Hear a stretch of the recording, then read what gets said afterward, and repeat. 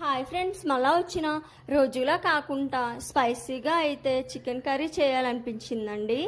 First ముక్కల్లో అయితే పసుపు, కారం, ఉప్పు, ఆయిల్ వేసి ఒక 2 మినిట్స్ పక్కన పెట్టుకోవాలండి. పసుపు కారం ముక్కకు పట్టుద్ది అనమాట.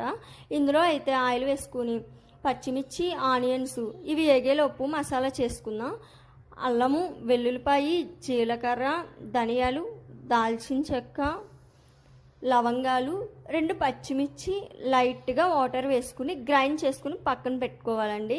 అంతట్లోగా మగ్గి ఉన్న ఉల్లిపాయల్లో అయితే ఒక టమాటా వేసుకున్నాను, సాల్ట్ లైట్గా.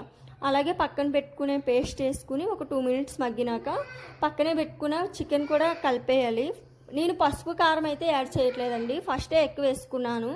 లాస్ట్లో అయితే ఇలా వాటర్ పైకి వచ్చేసింది చూసారా. ఇందులోనే కొత్తిమీర వేసేసుకోవాలి లాస్ట్లో. ఓకే ఫ్రెండ్స్, ఈ షార్ట్ మీకు నచ్చితే లైక్ కొట్టి షేర్ చేసి సబ్స్క్రైబ్ చేసుకోండి.